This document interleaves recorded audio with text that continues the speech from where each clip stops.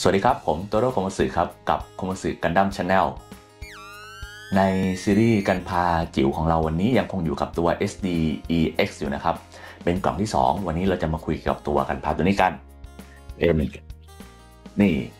XXXG 01 D2 เป็นกันดั้มเดซไซส์ของภาควิงนะครับตัวนี้ก็จะมีตัวดูแล้วจากกล่องก็น่าจะเป็นตัวของเคียวแล้วก็ตัวของปีกที่เราสามารถเอาไปครอสกับตัวไฮเกรดได้ยังไงเสียเดี๋ยวข้างในจะมีอะไรเราไปชมเรื่องของการตัดแผงการติดสติ๊กเกอร์ที่เป็นฟอยล์กันแล้วก็โพสท่าว่ามันจะเป็นยังไงสวยงามขนาดไหนไปดูกันเลยครับ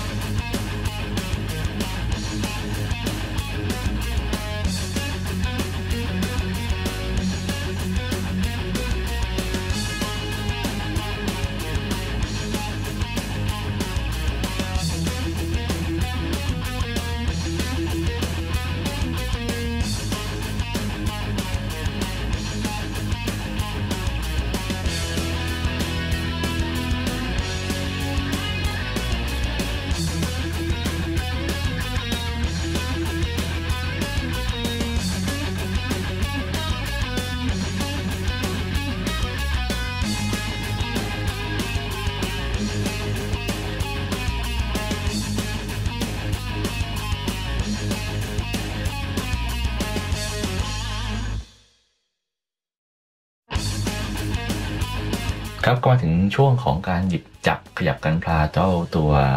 เดซไซต์ตัวนี้ของผมนะครับเป็น SD EX ตัวที่ 2 ต่อจากตัว Tri Burning Gundam จะบอกว่าตัว SD EX เนี่ยสำหรับผมเนี่ย2ตัวผมว่าพอละ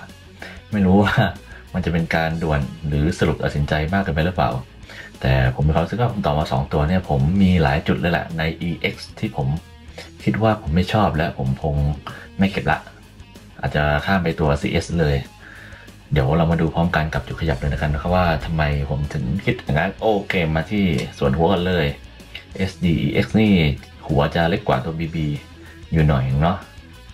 การหมุนมันก็ทำให้หมุนรอบเลยแหละสบายมากตัวไหลเลยแล้วไม่ค่อยติดบ้างนะสวยงามแล้วก็ตัวนี้ครับเป็นฟอยล์สติ๊กเกอร์มันติดยากเหมือนกันเนาะเนี่ยครับสำหรับคนที่ชอบติดฟอยล์สติ๊กเกอร์คืออาจจะท้าทายดีเนาะแต่ถ้าสำหรับคนไม่ชอบนี่ผมแนะนำว่าน่าจะทำสีน่าจะดีกว่าเพราะว่ามันค่อนข้างจะมีเป็นรอยยักรอยนูนยืดค่อนข้างจะเยอะครับตัวแขนนี่ช่วงแขนหัวไหล่ต่อกับตัวเนี่ยก็จะเป็นตัวจอยกลมดังนั้นเนี่ยครับจะต้องหมุน360 องศาได้แน่นอนเนาะแต่มันก็จะติดกับตัวแพ็คหลังบ้างก็ต้องขยับแพ็คหลังหน่อยเพื่อให้หมุนรอบเนาะตัวนี้เป็นไม่ได้มีเบ้ารองรับครับมันใช้การเสียบเอาตรงๆเลยเป็นการเสียบเอาแต่ก็อยู่เนี่ยครับอยู่นะไม่ใช่ไม่อยู่ตัวของท่อนล่างแขนก็ใจตัว SDEX ก็จะเหมือนกันหมดนะเนาะตัวข้อต่อขยับจุดขยับต่างๆเนี่ยเขาให้มาเป็นเหมือนกับว่าเป็นฟอร์แมตเป็นแพทเทิร์นเลยแหละคือตรงนี้ก็หมุนข้อพับข้อศอกงอได้ประมาณนี้แต่ว่าไม่หลวมเลยเนาะมันฝืดเดี่ยวต้องออกแรงด้วยแหละตัวของท่อนแขนท่อนบนกับตัวหัวไหล่เนี่ยมันก็จะได้ไม่ค่อยเยอะเท่าไหร่เพราะว่ามันโดยบังคับด้วยจอยกลมเนี่ยครับดังนั้นมันก็จะได้แค่นี้หน้าหลังบนล่างก็จะได้แค่นี้ครับไม่มากไปกว่านี้ละคือหน้าที่มันมีไม่หมุนเฉยๆส่วนขยับก็จะเป็นส่วนของข้อศอกมากกว่าแล้วก็จุดเนี่ยครับที่ผมบอกว่าตัว SDEX เนี่ยผมมีความรู้สึกว่าไม่ค่อยชอบเท่าไหร่เลยเพราะว่ามันเหมือนกับว่าไม่ได้ความสำคัญกับตัวชิ้นส่วนรอบๆตัวอย่างเช่นเนี่ยครับมือเนี่ยจุดแรกเลยพอเราแอคชั่นขยับเนาะมาดูข้างหลังนะครับมันกลายเป็นกลวงโล่งๆครับเหมือนไม่ครบเหมือนทำมาไม่ครบเนาะทำมาให้เหมือนกับว่าโชว์เฉพาะด้านหน้าฝั่งเดียวเนี่ยครับพอด้านหลังปุ๊บเนี่ยอย่างเงี้ยมันก็จะกลวงลงไปเวลาทาสีหรือทำสีเนี่ยยังไงมันก็ยังเห็นเป็นกลวงอยู่ดีครับผมไม่รู้ว่าคนอื่นเขาคิดยังไงหรือว่าแก้ไขยังไงเนาะแต่ถ้าปล่อยอย่างนี้ผมว่ามันไม่ได้มีแค่จุดเดียวเนาะเดี๋ยวให้ดูจุดอื่นด้วยจุดที่ผมบอกว่ามันไม่ครบก็อย่างเช่นตัวขาเนี่ยครับเนี่ยครับเนี่ยเห็นว่าข้างหลังเนี่ยครับพอหันหลังเนี่ยมันไม่มีอะไรปิดเลยคือมันมีชิ้นส่วนหรือตัวฝาครอบอะไรมาปิดส่วนที่ข้างหลังเลยดังนั้นเนี่ยมันก็จะแบบปล่อยมันกับโล่งๆนี้ไปเลยครับผมก็มันก็แปลกดีเนาะทำไมแค่หาอะไรปิดให้หน่อยก็ไม่ได้มันจะได้ดูแบบเราซื้อมาเนี่ยเราต้องการที่จะแบบให้สมบูรณ์ทั้งตัวเนาะไม่ว่าเราจะเล่นหมุนซ้ายขวาหน้าหลังก็จะโอเคไม่ได้ว่าโชว์ด้านหน้าอย่างเดียวลำตัวไม่มีปัญหาแต่ถ้าหมุนมากๆมันก็จะหลุดได้มันจะมีปัญหาครับเนี่ยครับเดี๋ยวผมต่อให้ดูเลยตัวฟอยล์สติ๊กเกอร์ที่มันอยู่ตามมุมต่างๆเลยมันค่อนข้างจะเมนเหลือเกินมันก็จะเวลาเราหมุนตัวใช่ไหมมันก็จะแบบสะกิดตรงเอวก็จะหลุดออกมาแล้วครับตามขอบตามอะไรเนี่ยมันเป็นลักษณะของการคล้ายๆการห่อแต่มันก็ไม่ได้ห่อแบบ100%มันคือพับเข้ามุมเฉยมันค่อนข้างจะสุ่มเสี่ยงจริงๆเนาะตัวฟอยล์ที่หัวเข่านี่ก็เป็นอีกจุดหนึ่งเหมือนกันนะครับนี่ครับตรงนี้ครับกับตรงนี้เพราะว่าถ้าเกิดเรายืนแบบอ้าขาอย่างเงี้ยมันจะมีปัญหาสังเกตที่จุดสีขาวกับตัวของกระโปรงนะครับมันจะเข้าร่องกันพอดีแต่ว่าเมื่อไหร่เราบิดกลับมาเนี่ยครับเนี่ยมันก็จะไปสะกิดตัวของฟอยล์สติ๊กเกอร์ตรงหัวเข่าซึ่งเป็นปลายแหลมๆแล้วมันก็แบบ ติดยากมากครับขยับยังไงก็แบบมันก็โดนอยู่ดีครับตัวฟอยล์เนี่ยที่ผมบอกว่ามันติดยากเพราะว่ามันเป็นสองฝั่งประกบกันก็คือฝั่งซ้ายฝั่งขวาประกบกันแล้วถ้าเกิดเรากดเหลือเนี่ยมันก็จะเห็นเส้นตรงกลางเลยเป็นหัวเข่าสีม่วงโผล่มาเลยซึ่งด้านขวาเนี่ยผมไม่มีปัญหาด้านซ้ายผมติดเหลือนิดเดียวมันก็ยังเห็นมันอยู่ดีผมก็เลยเอาตัวเมทัลลิกสีเงินทาทับไปสองข้างเลยคือเอาให้เหมือนกันสองข้างจะได้ไม่เห็นแบบว่ามันน่าเกลียดเนาะของข้อดี SDX ข้อนี้เป็นเรื่องขาเนี่ยที่ผมชอบสุดละเพราะว่าตัวจอยที่มันเสียบลงไปมันไม่ได้เสียบไปตรงๆเนาะมันเป็นข้อก็กดลงไปดังนั้นเนี่ยตัวเท้าเนี่ยเวลามันเหยียดเนี่ยมันดูแบบเหยียดสุดดีเนาะเนี่ยครับมันก็ดูเท่ดีเนาะแล้วก็อีกจุดหนึ่งที่ผมบอกว่าทำมาไม่ลอกตัวก็คือสติ๊กเกอร์ครับตัวฟอยล์นี่แหละข้างหลังผมแกะให้ดูกันเนี่ยครับสีม่วงเนาะเป็นสีม่วงเห็นไหมครับเป็นฟอยล์สเก็ตตัวฟอยล์สติ๊กเกอร์2 แผ่นติดคู่กันเลยบนล่างสีม่วงเนี่ยครับแล้วมันก็มาหยุดอยู่แค่ตัวข้างลำตัวเนี่ยครับข้างหลังไม่มีคือจะว่าดีไซน์ตัวของหุ่นจริงๆเนี่ยมันมีแค่นี้ผมคิดว่าไม่น่าจะใช่เนาะตัวอาวุธนี่อาวุธก็จะมีตัวเคียวเนาะเคียวอยู่ประทูดปึ๊บตัวปีก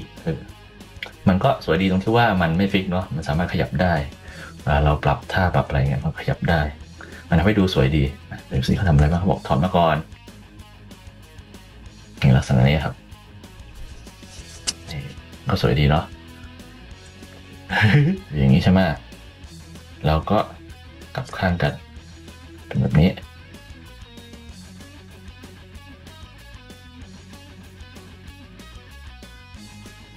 ฟึบ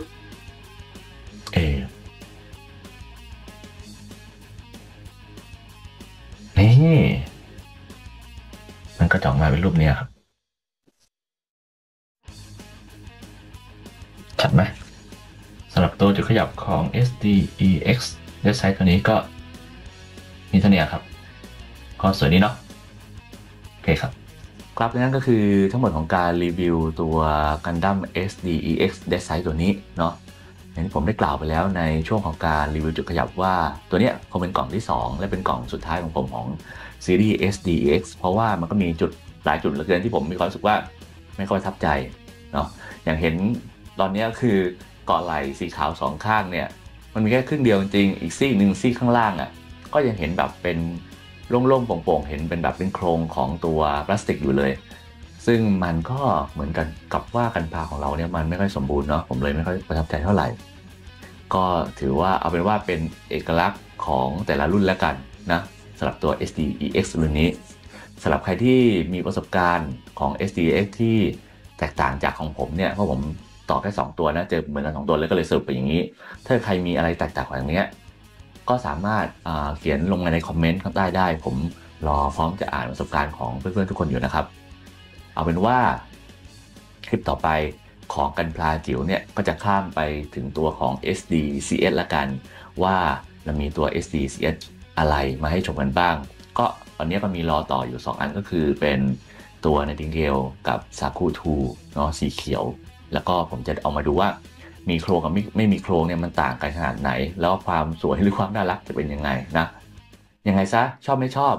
กดไลค์กดแชร์ Subscribe ใส่กระดิ่ง Ring Bell All ให้ผมด้วยนะครับสำหรับวันนี้หมดเวลาแล้วผมโตโร่คอมมัสสึสวัสดีครับ